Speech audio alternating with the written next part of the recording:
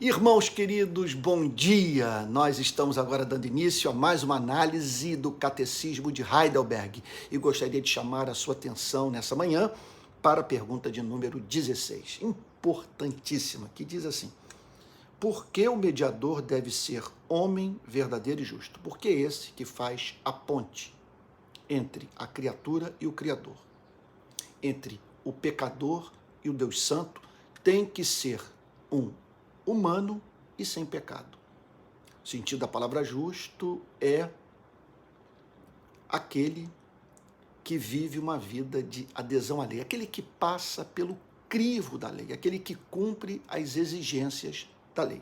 Resposta que o catecismo dá: deve ser verdadeiro homem, porque a justiça de Deus exige que o homem pague o pecado do homem. Então ele tem que ser um ser humano, porque é ensinado com muita clareza pelas Sagradas Escrituras que a justiça de Deus exige que o homem pague o pecado do homem. Então essa é uma culpa que não pode ser transferida para uma outra criatura de Deus. Tem que ser expiada pelo próprio homem. E aí, então, o Catecismo de Heidelberg prossegue na resposta, dizendo, por fim, a seguinte coisa: deve ser homem justo, ele deve ser homem porque é necessário que o homem pague o pecado do homem. Agora, ele deve ser justo porque alguém que tem seus próprios pecados não pode pagar por outros. Então, isso é óbvio. Se uma pessoa, portanto, não passa pelo crivo da lei, se ao ser examinada pela lei do amor, que pede amor pelo Criador e amor pelo próximo, se ao ser examinado, portanto, por esses dois mandamentos tão justos, belos e racionais, essa pessoa é encontrada em falta, ela mesma está precisando de redenção e, portanto, não tem a mínima condição de oferecer expiação pelos pecados dos demais seres humanos. Então vamos aos textos que deixam a doutrina estabelecida acima de toda dúvida. O primeiro texto para o qual eu gostaria de chamar a sua atenção nessa manhã é o que se encontra no livro do profeta Ezequiel, capítulo 18. Nós vamos ler 2 versículos de Ezequiel, capítulo 18. Vamos lá. Ezequiel 18. Ok? O primeiro versículo é o versículo 4, em seguida nós vamos ler o versículo 20. Olha lá. Eis que todas as pessoas são minhas. Deus falando que ele criou todos os seres humanos e todos a ele pertencem. Então, todos têm que viver uma vida de sujeição ao Criador. Assim como a pessoa do Pai, também a pessoa do Filho é minha. A pessoa que pecar, essa morrerá. Vamos agora para o verso 18, não é? É o capítulo 4, isso mesmo. Não, versículo 20, perdão. Vamos lá, versículo 20, que diz assim: a pessoa que pecar, essa morrerá. O filho não pagará pela iniquidade do pai, nem o pai pagará pela iniquidade do filho. Ok? A justiça do justo ficará sobre ele, e a maldade do ímpio cairá sobre este. Então, aí está o Catecismo de Heidelberg estabelecendo, portanto, esse princípio inegociável. O homem tem que fazer a expiação pelo ser humano. É necessário, portanto, que o mediador seja verdadeiro homem. Agora, a gente lê uma passagem como essa, para muitos é de difícil digestão, porque o texto é muito duro. A justiça do justo ficará sobre ele, e a maldade do ímpio cairá sobre este. Mas veja, o que a palavra de Deus declara é que Deus pune aquilo que é repugnante para você e para mim. Então, nós não estamos falando aqui, eu tenho insistido nisso, porque uma das obras do império das trevas é a de banalizar o conceito da palavra pecado. Nós estamos falando aqui de desamor, nós estamos falando de ódio, nós estamos falando de uma completa desconsideração pela pessoa do Criador e uma busca pela felicidade pessoal que não considera a vida do próximo. Isso é grave, isso é feio. E o que a palavra de Deus diz é que isso tem que ser punido e que Deus não vai deixar a vida que se recusa a viver, a vida que o próprio Deus vive, ele não permitirá, sabe, que essa vida passe incólume. A lei a condena e exige, portanto, a sua punição. E a vida está repleta de evidências de que Deus não está satisfeito com os seres humanos. Basta pensarmos no processo inexorável de envelhecimento e morte ao qual todos estamos submetidos. E somado a uma quantidade imensa de infortúnios aos quais estamos todos também expostos, submetidos e que desabam sobre a vida, quer dizer, das mais diferentes pessoas e das mais diferentes formas. Vamos para uma outra passagem que se encontra em Romanos capítulo 5, versículos 12, 13, 14 e 15. Vamos lá, Novo Testamento. Romanos capítulo 5. Ok, achei. Hoje eu estou com a minha Bíblia oficial, aquela que está toda marcada e tal. Essa é a minha Bíblia mesmo. Eu prefiro que roubem meu carro a levarem a minha Bíblia, porque isso aqui foi trabalho árduo de pegar as passagens, assim, que eu reputo as mais importantes, e sublinhar, sabe, palavra por palavra, versículo por versículo. Então vamos lá, Romanos capítulo 5, verso 12, diz assim: portanto, assim como por um só ser humano entrou o pecado no mundo, então a Bíblia parte dessa pressuposição, que o pecado entrou no mundo por meio de um ser humano. E pelo pecado veio a morte, por causa da transgressão desse, a morte o alcançou e alcançou toda a sua descendência. Então o pecado entrou no mundo. Então vamos pegar aqui a linguagem contemporânea tão dolorosa do que está em curso nesse presente momento da história da humanidade. A proliferação da Covid-19. Então, um ser humano foi contaminado. E por meio desse, o vírus se espalhou por toda a humanidade, interrompendo milhares e milhares de vidas humanas e levando outros também à enfermidade e o convívio com sequelas físicas. Então, o mesmo, diz a Bíblia, aconteceu com o pecado. Por um só homem, o pecado entrou no mundo. E pelo pecado veio a morte.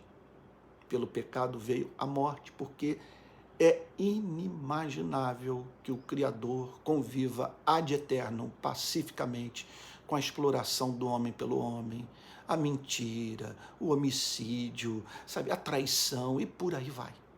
Tudo aquilo que torna a nossa vida em sociedade, muitas vezes, um inferno. Então, por um só homem entrou o pecado no mundo e pelo pecado veio a morte. Assim também, a morte passou a toda a humanidade. A experiência universal da morte é a evidência de que o pecado é realidade presente na vida de todos os seres humanos. Então, porque Deus não pune inocentes, assim também a morte passou a toda a humanidade, porque todos pecaram. Todos pecaram. Então, todos nós pecamos em Adão e todos nós pecamos de um modo factual. Ao analisarmos a nossa vida pregressa, nós constatamos o fato de que pecamos por comissão, pecamos por omissão. Pecamos ao praticarmos efetivamente pecado e pecamos ao deixarmos de praticar o bem. E Paulo prossegue dizendo: porque antes de a lei ser dada havia pecado no mundo. Mas o pecado, quer dizer, ele está aqui tornando evidente o fato de que o pecado passou de Adão para toda a espécie humana. Porque antes da lei ser dada, ele está falando aqui antes da lei ser dada por Moisés, havia pecado no mundo. Quer dizer, quando Moisés apresentou as tábuas da lei, os 2 grandes mandamentos com os seus desdobramentos, amar a Deus e amar ao próximo, havia pecado no mundo. Porque os homens, os seres humanos, tinham uma lei dentro deles. Não precisava Moisés subir no monte e ensinar para os seres humanos que matar, por exemplo, é pecado. Antes de Moisés, nós encontramos Deus se dirigindo a Caim nesses termos, fazendo-lhe uma pergunta: onde está Abel, seu irmão? Não havia Moisés, não havia Monte Sinai, sabe? Não tinha ocorrido ainda a espantosa experiência de um ser humano descer de um monte com as tábuas da lei. Mas ali já se encontrava a realidade do pecado e seres humanos sendo punidos em razão da prática da iniquidade. Olha o mundo, por exemplo, antigo, destruído no período de Noé. Então, porque antes da lei ser dada, havia pecado no mundo, mas o pecado não é levado em conta quando não há lei. Se você não tem uma lei que declare o que é justo, o que é injusto, o que é passível de morte ou não, quer dizer, você não tem o conceito de pecado. Contudo, aqui está o apóstolo Paulo dizendo que o pecado já estava presente, e o maior sinal da presença do pecado antes da lei ser promulgada por Moisés era a experiência da morte, a morte universal que atinge todos os seres humanos. No entanto, a morte reinou desde Adão até Moisés, olha aí, mesmo sobre aqueles que não pecaram à semelhança da transgressão de Adão, o qual prefigurava aquele que havia de vir. Olha, eu não tenho como hoje expor o sentido de cada verso que eu vou ler. Meu desejo é apenas estabelecer, com base no próprio texto de Heidelberg, a doutrina. Tá bom? Meu foco, portanto, nesse momento, é o de deixar claro que o catecismo de Heidelberg expressa o ponto de vista claro das Sagradas Escrituras, que era necessário que o mediador fosse um ser humano verdadeiro e que fosse justo. Então diz assim, termina o apóstolo Paulo: mas o dom gratuito, no entanto, a morte reinou desde Adão até Moisés, mesmo sobre aqueles que não pecaram a semelhança da transgressão de Adão, o qual prefigurava aquele que havia de vir.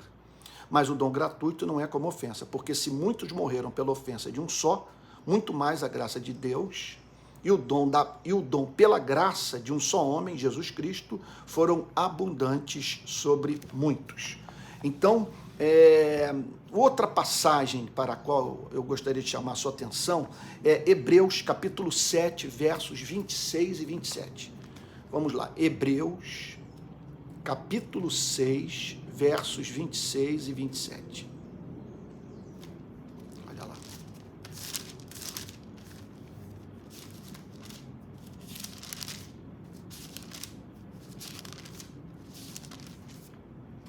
Aqui está.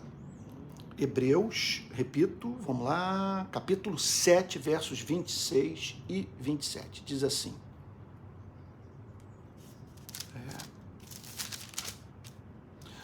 porque nos convinha um sumo sacerdote como este.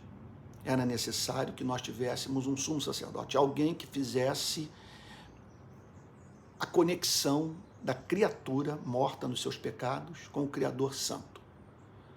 Então, o profeta é aquele que fala da parte de Deus aos homens. O sumo sacerdote é aquele que fala da parte dos homens a Deus. O profeta revela a vontade de Deus. Ele aponta para o pecado, entre outras coisas. Não é só isso. Ele chama o ser humano para o arrependimento. Já o sumo sacerdote apresenta a Deus a culpa humana, suplicando ao Criador misericórdia, a fim de que ele seja propício aos que pecaram. Então, porque nos convinha, o que ele quer dizer com nos convinha? Era absolutamente fundamental que nós tivéssemos um sumo sacerdote como este, como Jesus, santo, olha lá, inculpável, sem mácula, separado dos pecadores e exaltado acima dos céus. Era absolutamente necessário que o mediador fosse verdadeiro homem e justo. E completa assim o verso 27 dizendo que não tem necessidade, como os outros sumos sacerdotes, de oferecer sacrifícios todos os dias, primeiro por seus próprios pecados, depois pelos do povo, porque fez isto uma vez por todas, quando a si mesmo ofereceu. Então está falando sobre Jesus e a absoluta necessidade de termos entre nós, como membro da nossa espécie, um que tenha vivido uma vida de amor, que tenha passado pelo exame da lei e que tenha sido, portanto, encontrado sem mácula.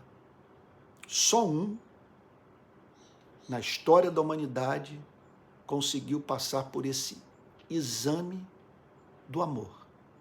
O nosso Senhor e Salvador Jesus Cristo. E aqui está o texto de Hebreus ressaltando esse fato, de que era necessário que esse sumo sacerdote, que esse mediador, que esse redentor fosse santo, sem mácula, inculpável. Vamos para um outro versículo, que é o 18, verso 18 da primeira epístola do apóstolo Pedro, no capítulo 3. Primeira epístola do apóstolo Pedro, capítulo 3, verso 18, que também estabelece o ponto. Olha só, pois também Cristo padeceu uma única vez pelos pecados, o justo pelos injustos, para conduzir vocês a Deus, morto sim na carne, mas vivificado no Espírito.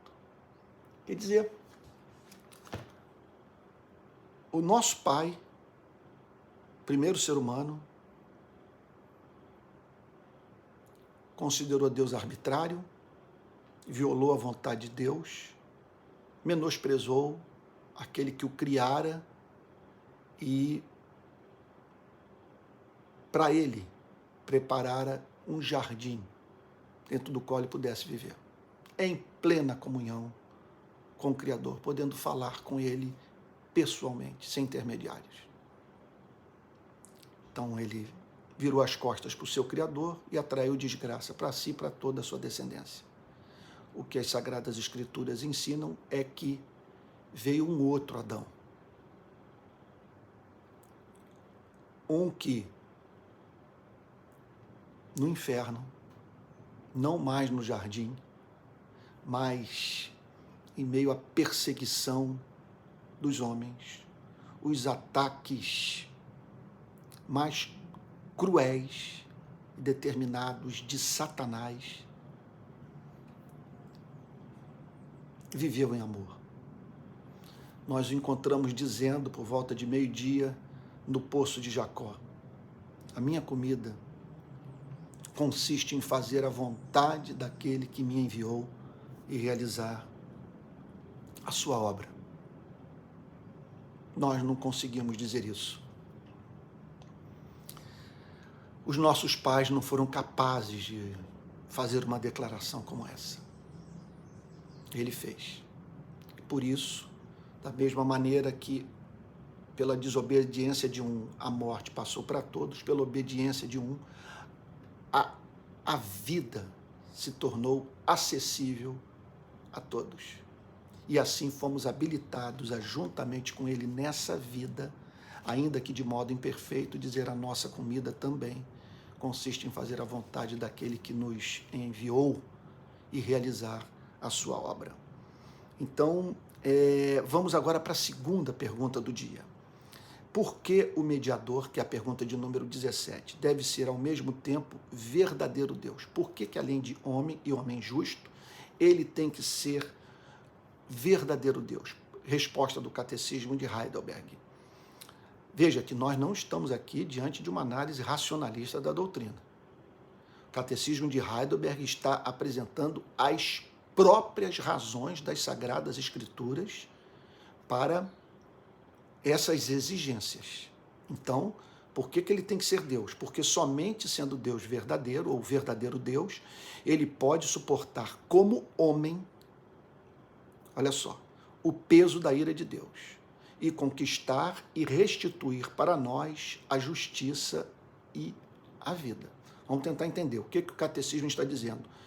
Somente sendo verdadeiro Deus, Deus de Deus, o próprio Filho de Deus, ele pode suportar como homem, porque era verdadeiro homem, e só um homem cuja vida esteja, cuja natureza, cuja constituição esteja ligada ao ser de Deus, só um homem que seja verdadeiro Deus e verdadeiro homem,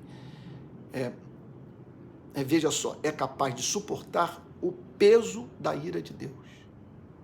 O peso da ira de Deus. Porque, veja só, o peso da ira de Deus. É uma coisa que realmente que esmaga, porque é a oposição de Deus àquilo que a sua natureza santa abomina.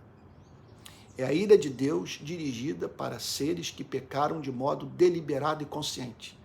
Não é a ira de um Deus caprichoso que exigiu sandices dos seres humanos e que puniu inocentes. É a justa indignação de um Deus que viu o mal e decidiu deixar claro para as suas criaturas portadoras de inteligência, os seres que, feitos à sua imagem e semelhança, o quanto ele abomina a falta de amor. Então, ele, somente sendo verdadeiro Deus, ele pode suportar como homem o peso da ira de Deus. Quer dizer, suportar o peso da ira de Deus sem ser pulverizado. Conquistar, então ele suporta a ira de Deus e aí ele conquista e restitui para nós, para os seres humanos, a justiça e a vida, porque o que o Senhor Jesus veio fazer é restaurar a justiça e a vida, nos tornar justos e como a lei promete vida aos que são justos, restaurar a vida. O que é a vida? A vida é a comunhão com Deus, em espírito e em verdade. Vamos agora para os versos, por favor, para análise dos versos que servem de base para essa declaração extraordinária do Catecismo de Heidelberg. Isaías, capítulo 9, 6. Vamos lá. Isaías, capítulo 9, versículo 6.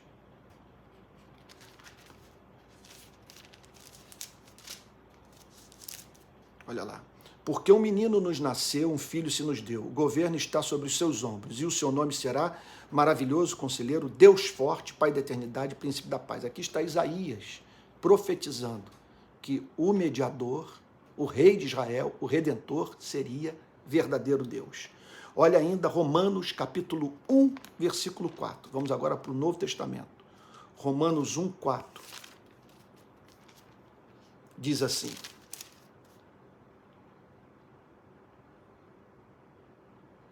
e foi designado Filho de Deus com poder, segundo o Espírito de santidade pela ressurreição dos mortos, a saber, Jesus Cristo, o nosso Senhor.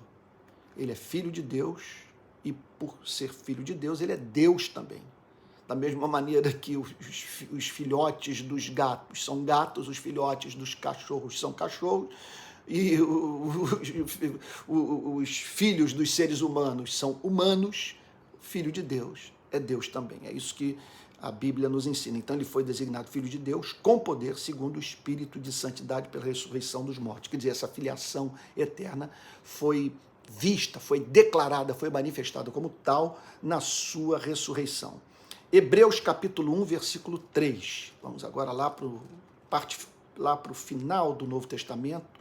Hebreus capítulo 1, versículo 3, que diz assim: olha lá, o Filho, que é o resplendor da glória de Deus e a expressão exata do seu ser, sustentando todas as coisas pela sua palavra poderosa, depois de ter feito a purificação dos pecados, assentou-se à direita da majestade nas alturas. Esse texto estabelece definitivamente que o Senhor Jesus Cristo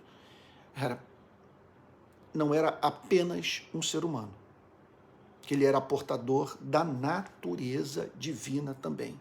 As duas amalgamadas, verdadeiro homem e verdadeiro Deus. Hebreus 1, 3. Vamos para Isaías 53, versos 4 e 11. Agora, voltando lá para o Antigo Testamento. Isaías 53, passagem clássica, das mais importantes do Antigo Testamento, sobre cristologia, sobre a pessoa do Messias. Isaías 53, versículos, vamos lá, 4 e 11. Versículo 4. Certamente ele tomou sobre si as nossas enfermidades e as nossas dores levou sobre si. E nós o considerávamos como aflito, ferido de Deus, oprimido. Isso aqui, então, é a prova cabal de que o Messias suportou a ira de Deus. Só por ser Deus ele conseguiu passar por essa provação. Abro parênteses aqui para dizer o seguinte: Essa é uma das dificuldades que quem crê no Antigo Testamento, mas não crê no Messias, enfrenta com a sua teologia. Quem é esse homem? Se ele não é Jesus Cristo, o homem de Isaías 53, quem é esse ser humano? Só Jesus Cristo corresponde, portanto, a essa descrição profética do livro do profeta Isaías. Vamos para o versículo agora 11, que diz assim: ele verá o fruto do trabalho de sua alma e ficará satisfeito. O meu servo, o justo, com o seu conhecimento, justificará a muitos, porque as iniquidades deles levará sobre si. É inequívoca a doutrina nessa passagem. A doutrina da morte substitutiva, da morte expiatória, da justiça imputada como consequência do pecado imputado. O nosso pecado foi imputado a ele. Ele assumiu a nossa culpa. A ira de Deus foi derramada sobre ele. E por ele ser verdadeiro homem, ele se apresentou a Deus como digno de fazer essa expiação. E por ser verdadeiro Deus, ele pôde suportar a manifestação dessa ira. Você imagina o que significa? Você pense em todos os pecados que todos os seres humanos praticaram em toda a história da humanidade. Pense em todas as manifestações da mais hedionda, da mais hedionda crueldade. Pense nisso, pense em toda a exploração, todo morticínio, toda chacina, todo genocídio, tudo isso sendo imputado ao nosso Senhor e Salvador Jesus Cristo, toda a idolatria. Sabe, o ser humano que nasceu e morreu sem ter levantado,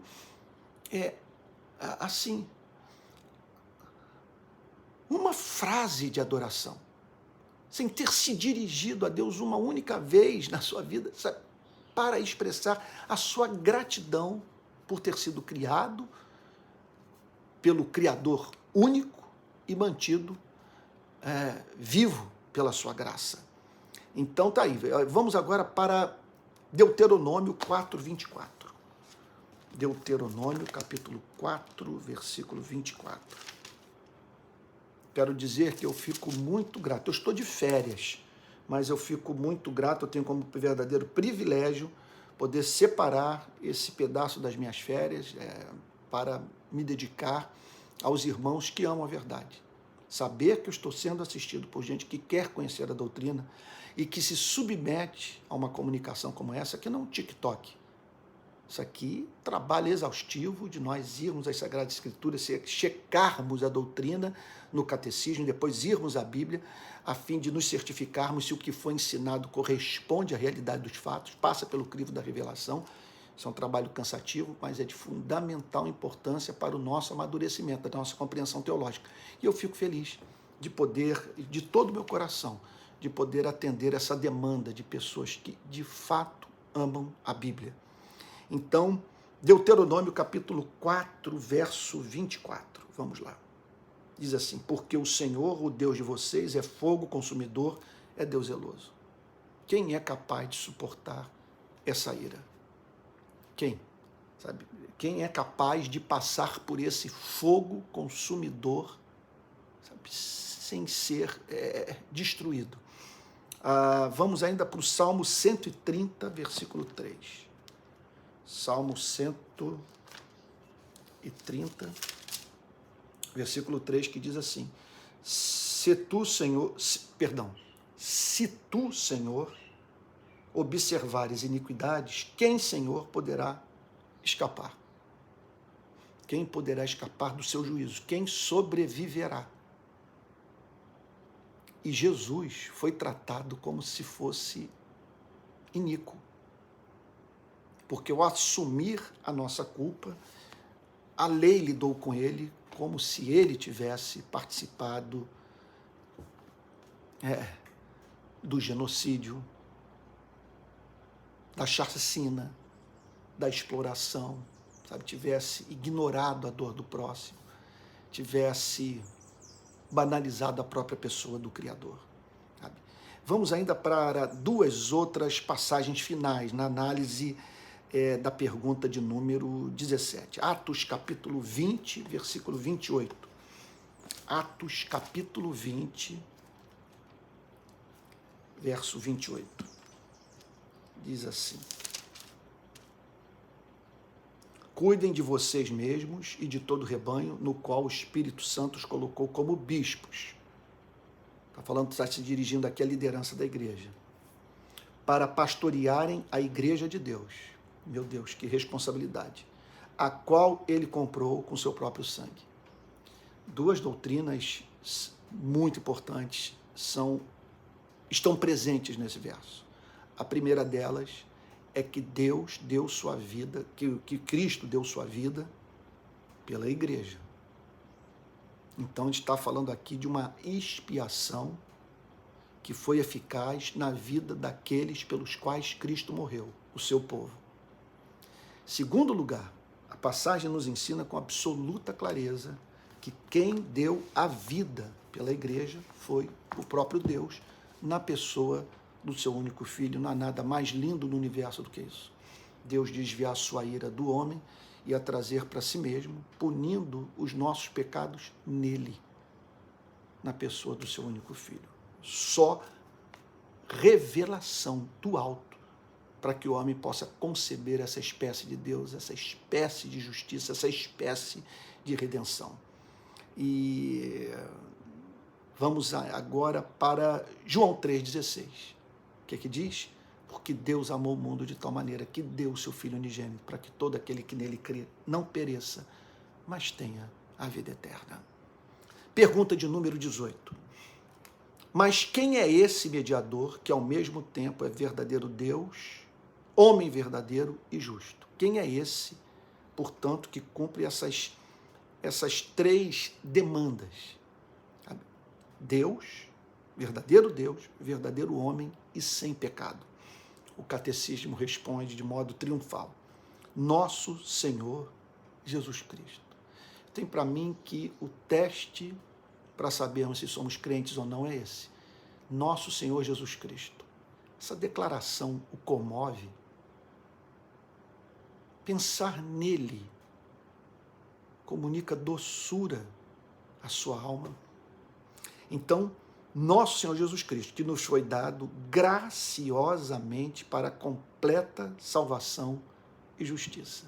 Então, quem é esse mediador? Jesus Cristo, que nos foi dado graciosamente, nos foi dado em graça. Na verdade, essa é a grande dádiva de Deus. Quer dizer, Deus não apenas criou esse planeta, Ele não apenas criou a você e a mim, não apenas sustenta você e a mim, Ele não apenas cobre a nossa vida de prazer, Ele não apenas envia palavras de amor para você e para mim. Não. Ele pegou o seu bem maior e ofereceu para você e para mim, visando a nossa redenção. Então, é esse fato que deve fazer com que aprendamos a lidar com o sofrimento que enfrentamos nesse vale de lágrimas que é esse planeta. Nas horas em que não entendermos os propósitos da providência, a nós nos cabe dizer o seguinte: olha, não tem uma resposta objetiva para dar sobre o sofrimento que eu estou enfrentando, mas uma coisa eu sei.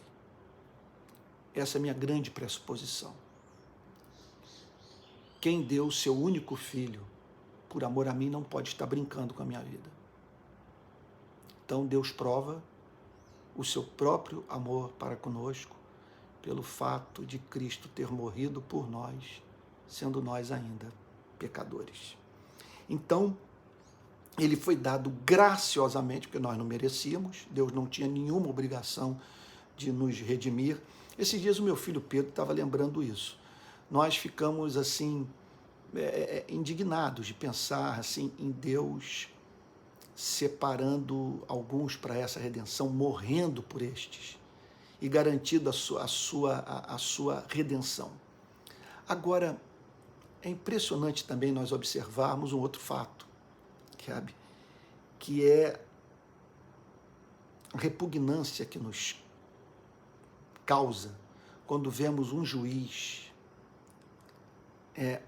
liberando impunemente um criminoso, tratando como se ele não tivesse praticado crime algum.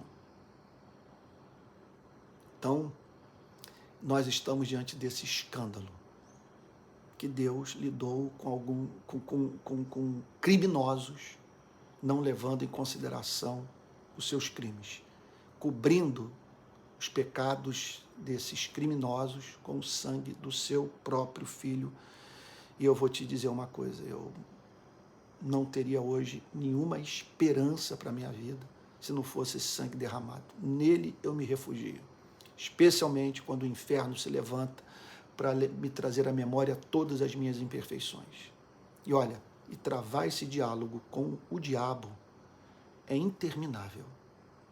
Ele não tem fim. Tem uma hora que você precisa cessar o diálogo, dizer o seguinte: daqui para frente não converso mais, porque ele vai falar, ele vai trazer à sua memória detalhes, vai falar não apenas das suas ações, vai falar das suas motivações, ocultará o bem que você fez, ele também ressaltará o mal que você praticou, ele vai dizer que o bem que você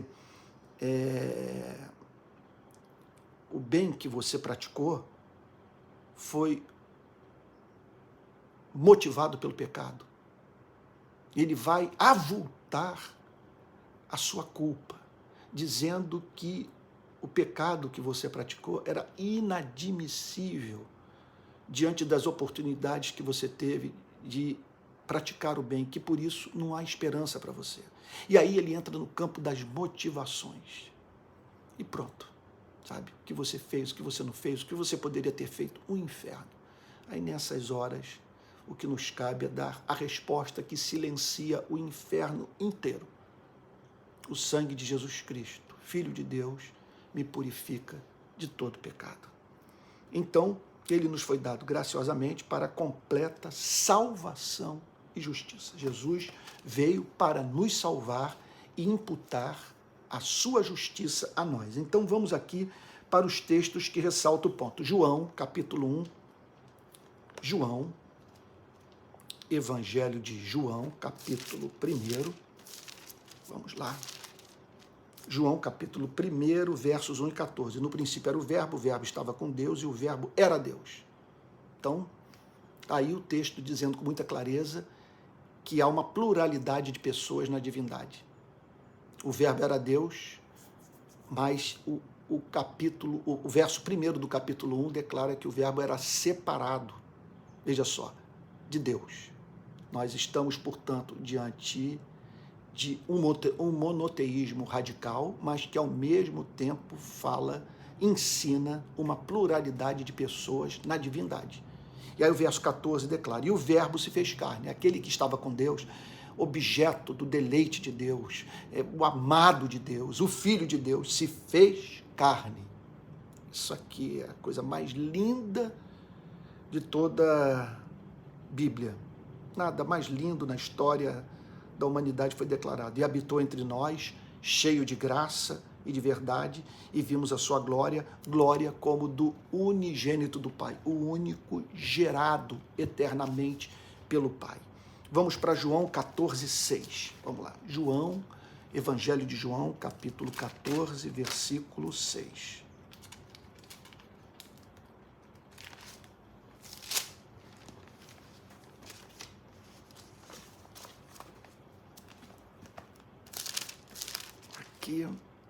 Aqui. Jesus respondeu: eu sou o caminho, a verdade e a vida. Ninguém vem ao Pai senão por mim. Então a Bíblia ensina com muita clareza que esse Redentor é Cristo. Vamos ainda para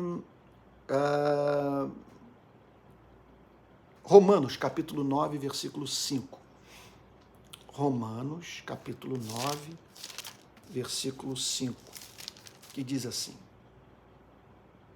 deles são os patriarcas e também deles descende o Cristo, segundo a carne, o qual é sobre todos, Deus bendito para sempre. Amém.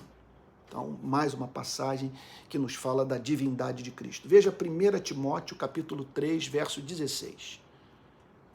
Primeira epístola do apóstolo Paulo a Timóteo, capítulo 3, verso 16, que diz assim: sem dúvida, grande é o mistério da piedade.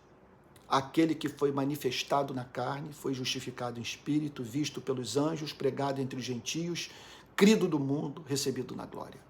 Jesus Cristo é, de fato, o Messias. 1 Coríntios, capítulo 1, versículo 30.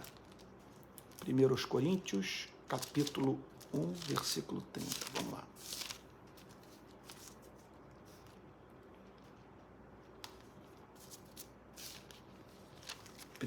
Primeiros Coríntios, capítulo 1, veja só, capítulo 1, versículo 30, diz assim, olha: mas vocês são dele, em Cristo Jesus, o qual se tornou para nós, da parte de Deus, sabedoria, justiça, santificação e redenção.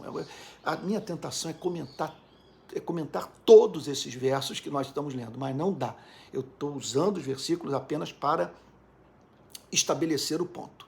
E nesse caso aqui, que o Senhor Jesus Cristo, ele é o Messias, o nosso Salvador, o verdadeiro homem, verdadeiro Deus e justo, que nos foi dado graciosamente para a completa salvação e justiça.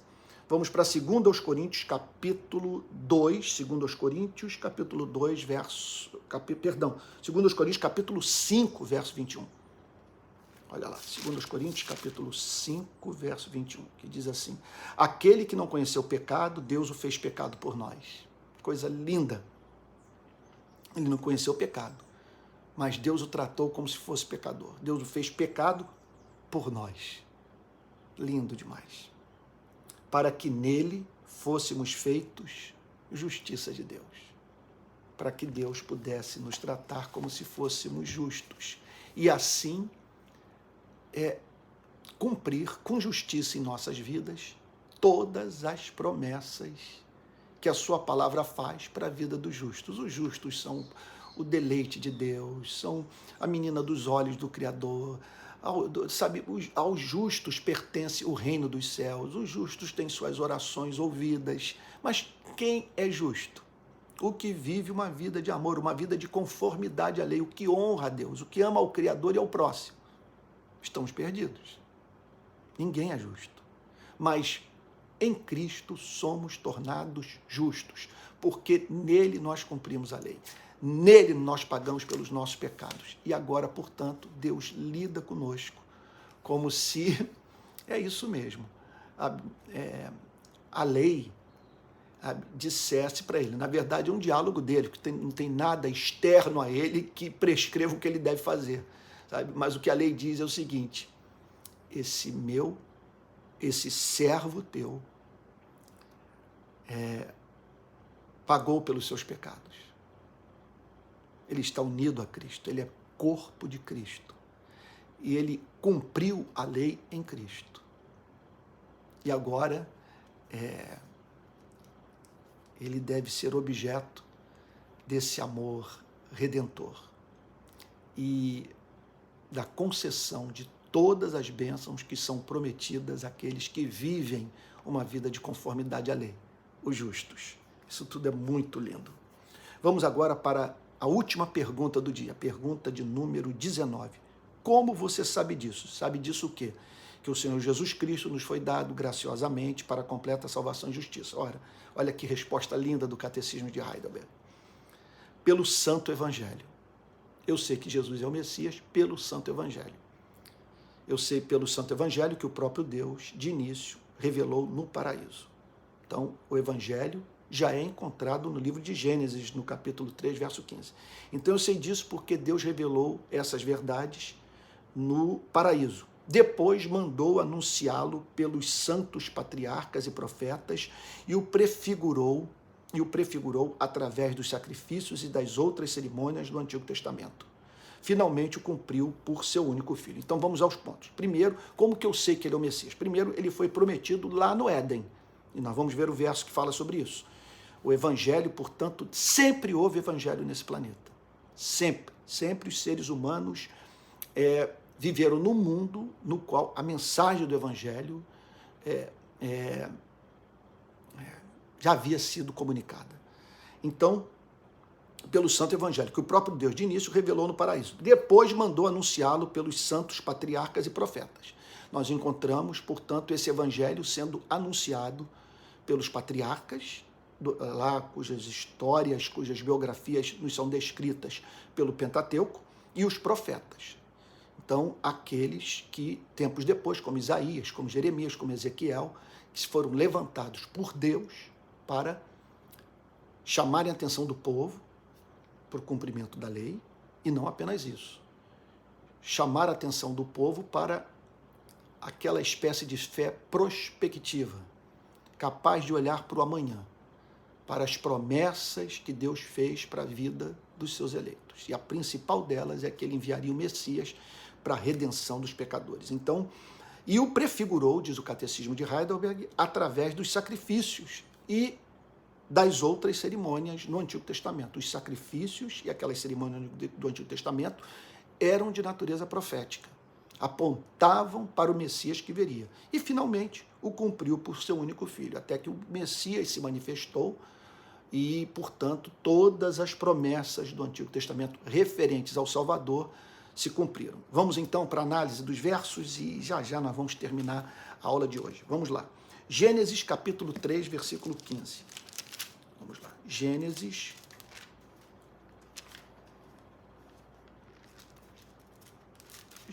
capítulo 3, versículo 15.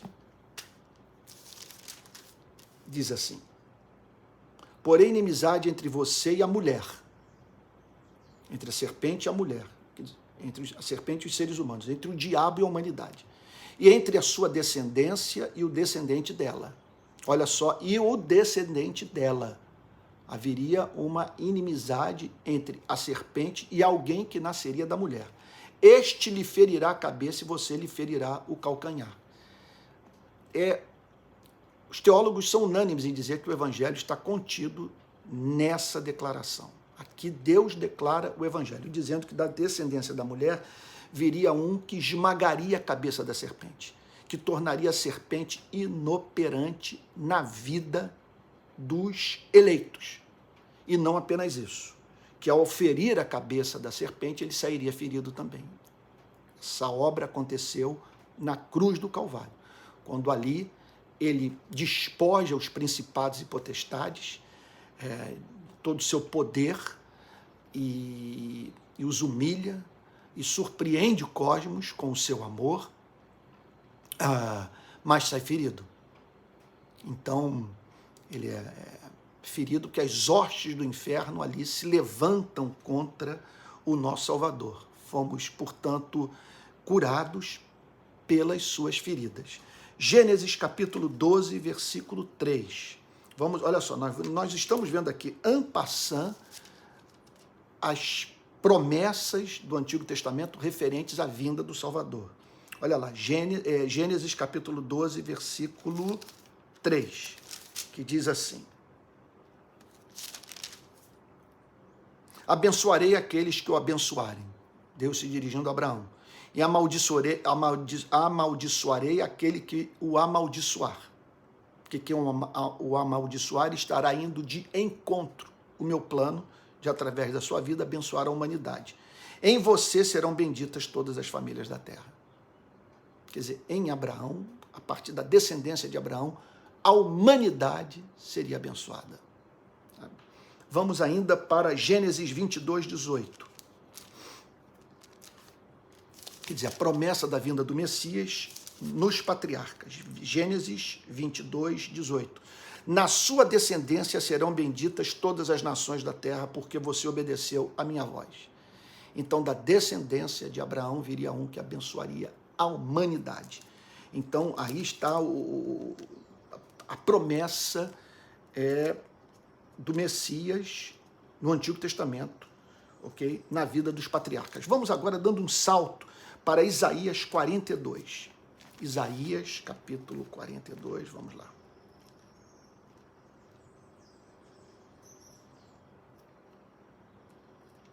Achei. Eu fico tão aflito aqui das páginas passarem logo, eu fico com muito receio de alguém dormir durante a aula, e tudo é tão importante, e eu só tenho desse recurso. Se eu tivesse alguma forma de ensinar de um modo mais criativo, mais atraente, eu faria. Dispunho desse recurso, estou fazendo o que posso fazer para edificar a igreja de Cristo no meu país.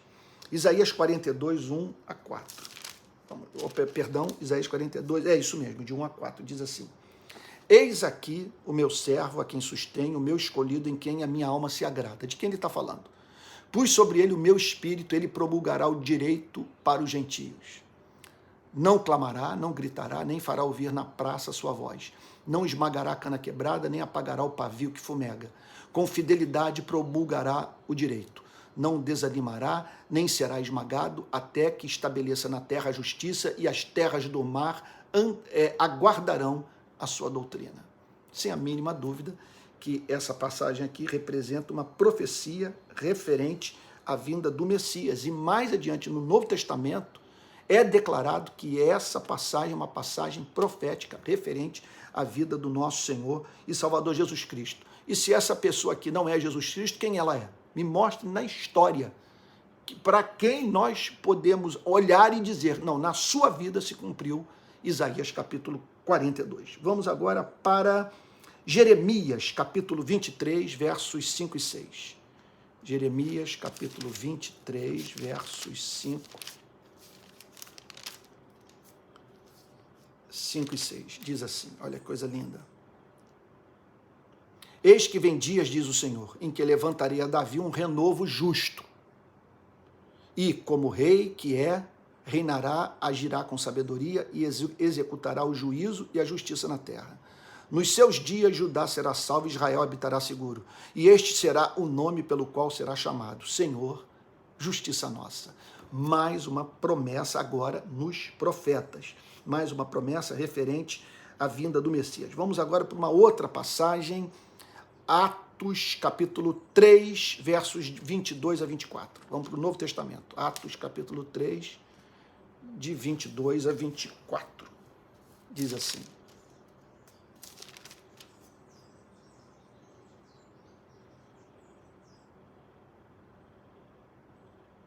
porque Moisés disse, o Senhor Deus fará com que do meio dos irmãos de vocês se levante um profeta semelhante a mim. A esse vocês ouvirão em tudo o que ele disser. Quem não der ouvidos a esse profeta será exterminado do meio do povo.